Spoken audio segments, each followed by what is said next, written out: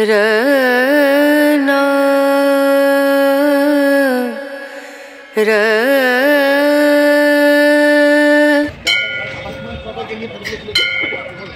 কোপাই নদীর তীরে যেরকম তোমাদের এর আগে বাবুঘাটে সন্ধ্যারতি দেখিয়েছি, ঠিক সেরকম এখানেও কিন্তু দেখো এই সন্ধ্যারতি করার জন্য এরকম বেদি করে রাখা রয়েছে।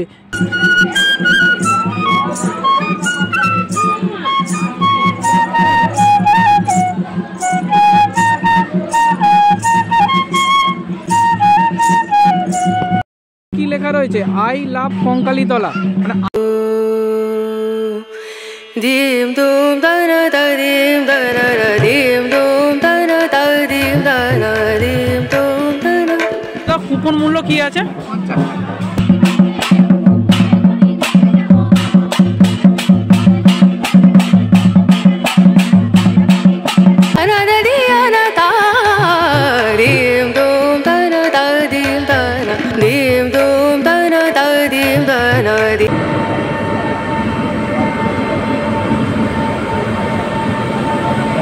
Good morning everyone, welcome back to our channel in a brand new vlog.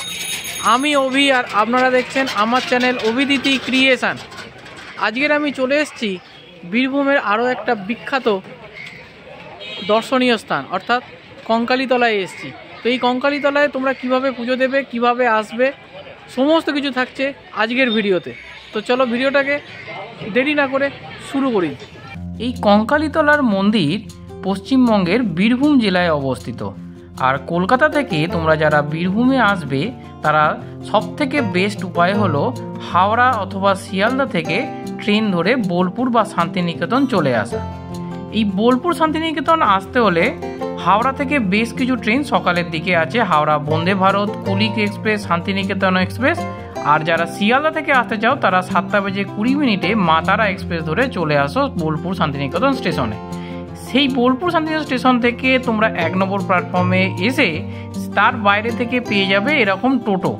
আর এই টোটোতে মাথা পিছু 50 টাকা ভাড়া দিয়ে তোমরা চলে যাবে সোজা কঙ্কালীতলা 51 সতীপীঠের শেষ সতীপীঠে।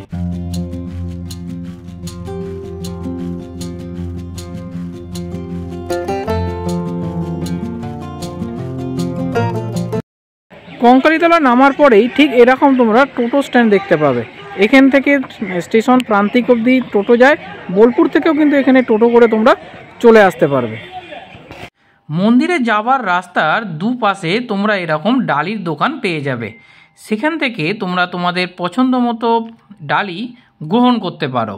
তবে আমি বলবো একদম সামনেই না নিয়ে একটু মন্দিরের দিকে এগিয়ে যাও, গেলে তোমরা আরও ভালো পাবে। ডালি কত? সব 101? আচ্ছা, এটা 151 আর এইটা হচ্ছে 101।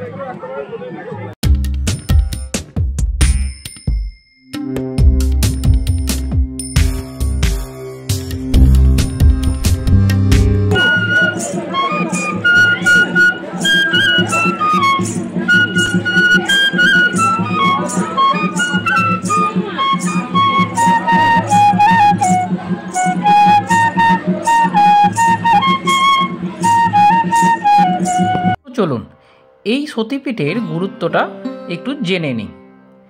পীঠ নির্ণয়তন্ত্র অনুসারে এখানে সতীর অস্থি পড়েছিল, সেই কারণে এই পীঠের নাম হয় কঙ্কালীতলা। আবার ভারতচন্দ্রের অন্নদামঙ্গল কাব্যগ্রন্থে লেখা রয়েছে এখানে সতীর কোটিদেশ বা কোমরের অংশটি পড়েছিল।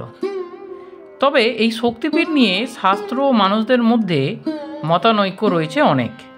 এখানে দেবীর মন্দিরের সংলগ্ন একটি কুণ্ড রয়েছে, আর সেই কুণ্ডের মধ্যে একটি প্রস্তর খণ্ড আছে, যেগুলিকে সাধকরা দেবীর দেহেরই অংশ হিসাবে চিহ্নিত করেছেন।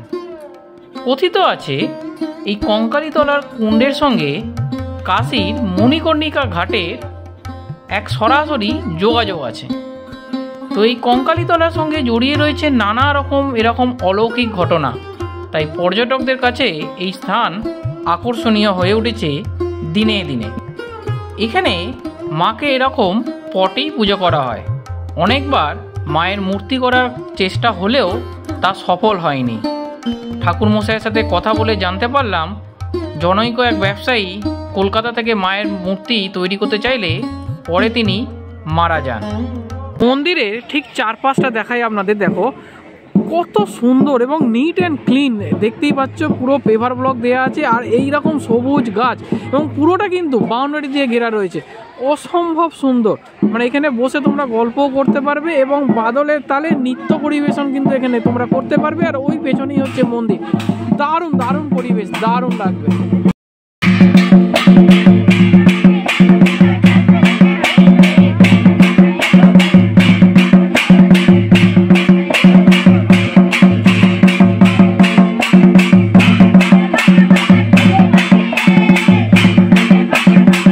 হচ্ছে মন্দিরের লাইন, দেখতেই পাচ্ছ মন্দিরে কি বিশাল পরিমাণে লাইন পড়েছে। আর পুজোর ডালি কিন্তু তোমরা বাইরে থেকেই কিনে নেবে, ভেতরে কিন্তু কোনো রকম ডালির কিন্তু ব্যবস্থা এখানে নেই। আর এইখানে পুজো দেওয়ার পরে এই পাশেই হচ্ছে দেখতে পাবে হচ্ছে ভোগ কাউন্টার। তো এই নাম্বারে তোমরা মায়ের ভোগ যদি দিতে চাও তাহলে এই নাম্বারে যোগাযোগ করে নিতে পারো। আর আমি জেনে নিচ্ছি ভোগের কুপন মূল্য কি আছে। দাদা কুপন মূল্য কি আছে? 50 টাকা। কটা থেকে ভোগ দেওয়া হয়? 12টার সময় মন্দিরে নিবেদন হয়, 12:30 থেকে শুরু হয়। 12:30 মানে 12টায় মায়ের ভোগ দেওয়া হয় আর 12:30 থেকে ভোগ বিতরণ হয়। আচ্ছা।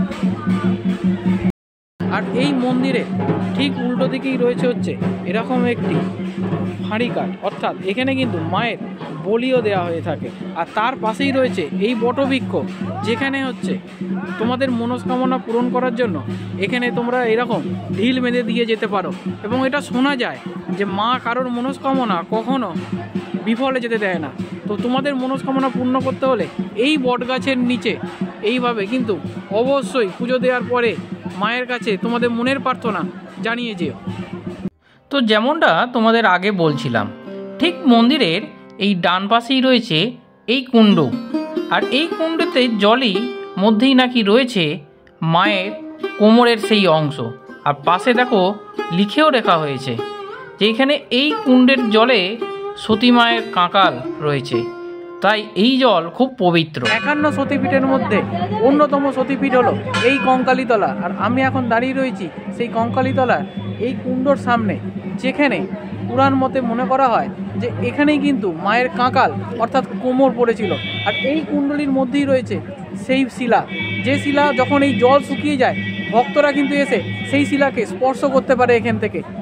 তো এইখানে এলে এই জল মাথায় ঠেকিয়ে নিয়ে যাবে, এটাই কিন্তু শান্তির জলের কাজ করবে।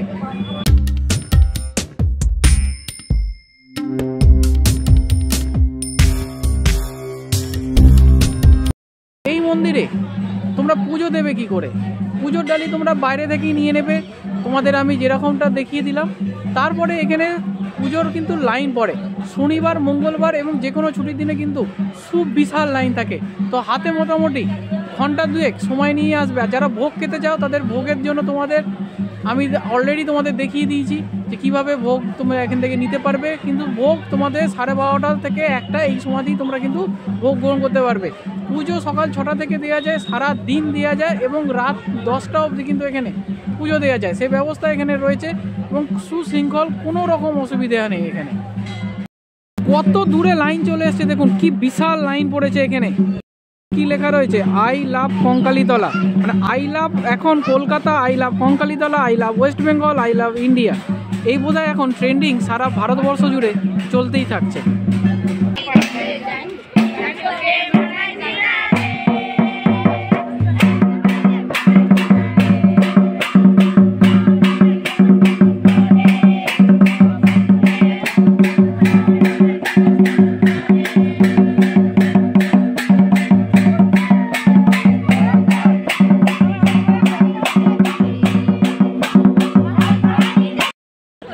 কাকিমা কি তৈরি হচ্ছে?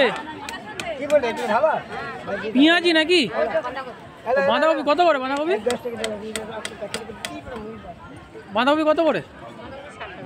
7 টাকা। ঠিক মন্দিরের উল্টো দিকেই রয়েছে ভোগ মন্দির, যেখানে দুপুরে ভোগ প্রসাদ বিতরণ করা হয়ে থাকে। আর তার ঠিক পাশেই রয়েছে দেখো ভোগ ঘর। তো আমি তোমাদের একবার ভোগ মন্দিরটা দেখিয়ে দিচ্ছি, যেখানে দুপুরে 1টা থেকে ভোগ প্রসাদ বিতরণ হয়ে থাকে। এই যে এখানে কিন্তু মাটিতে বা মেঝেতে বসেই কিন্তু তোমাকে ভোগ প্রসাদ গ্রহণ করতে হবে। আর এবারে আমি ওখানে দেখো ভোগ প্রসাদ রান্না হচ্ছে, আমি তোমাদের নিয়ে যাচ্ছি।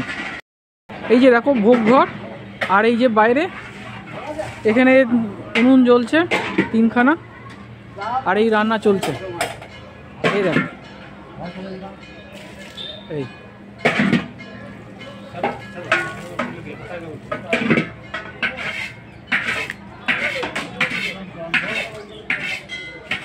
এই মুহূর্তে আমরা চলে এসেছি কোপাই নদীর তীরে। যেরকম তোমাদের এর আগে বাবুঘাটে সন্ধ্যারতি দেখিয়েছি, ঠিক সেরকম এখানেও কিন্তু দেখো এই সন্ধ্যারতি করার জন্য এরকম বেদি করে রাখা রয়েছে, যেখানে প্রত্যেক দিন সন্ধ্যাবেলা কিন্তু সন্ধ্যারতি হয়। আর এই সন্ধ্যারতির সামনেই যে নদীটা তোমরা দেখতে পাচ্ছ সেটাই হচ্ছে কোপাই নদী। তো এই কোপাই নদীতে এখন সেরকম পরিমাণে জল নেই, আর প্রচুর পরিমাণে পানা জমে রয়েছে, কারণ নদীতে যেহেতু ফ্লো সেরকম নেই, সেজন্য এরকম পুরো লালচে পানা হয়ে গেছে। তো যাই হোক, এই হচ্ছে কোপাই নদী, আর এই হচ্ছে কঙ্কালীতলা। কঙ্কালীতলার সামনে হচ্ছে এরকম হচ্ছে বেদি করে রাখা রয়েছে, যেখানে হচ্ছে প্রত্যেক দিন সন্ধ্যাবেলায় সন্ধ্যারতি হয়। আর ঠিক যেরকম গঙ্গার তীরে সন্ধ্যারতি হয়, সেরকম কোপাই নদীর তীরেও কিন্তু এখানে নতুন শুরু হয়েছে গঙ্গারতি, আর এখানে বলা চলে কোপাই আরতি। মায়ের পুজো দেওয়ার পরে ঠিক তার পাশেই রয়েছে বাবার মন্দির। তো এখানে শিবজি অবস্থান করছেন ভৈরব। তো ভৈরবের যে বিভিন্ন পটচিত্র সেটা কিন্তু এখানে দেয়ালে তুলে ধরা হয়েছে। তো তোমরা যারা এখানে মন্দিরে আসবে, মায়ের পুজো দেবে, তারা কিন্তু এসে বাবার মন্দিরে অবশ্যই একবার প্রণাম ঠুকে যেও। আজকের এই বীরভূমে 51 সতীপীঠের মধ্যে একটা অতি জাগ্রত সতীপীঠ যেটা কঙ্কালীতলা, সেই ভিডিও তোমাদের সামনে তুলে ধরলাম। কেমন লাগলো অবশ্যই কমেন্ট বক্সে কমেন্ট করে জানিও। আরও এরকম মন্দির তোমাদের সামনে তুলে ধরবো, আর তোমরা যদি জেনে থাকো যে কোনো মন্দিরে, তাহলে বলতেই পারো, সেই মন্দির তোমাদের সামনে তুলে ধরার চেষ্টা করব। তো ভিডিওটা এখানেই শেষ করছি। আশা করি তোমাদের খুব খুব ভালো লেগেছে, এবং এই মন্দিরে যারা এখনও আসোনি তারা একবার চলে আসো, এসে মায়ের আশীর্বাদ সংগ্রহ করে নিয়ে যাও। আর দুপুরে ভোগ প্রসাদ খেতে কিন্তু একদম ভুলো না। আজকে আমাদের সময় একটু কম আছে, কলকাতার ট্রেন ধরতে হবে, সেজন্য আমরা ভোগ প্রসাদ তার দেখাতে পারলাম না। যদি ভিডিওটা ভালো লেগে থাকে চ্যানেলটাকে একটু সাবস্ক্রাইব করে দিয়ে আমাদের সাপোর্ট করো।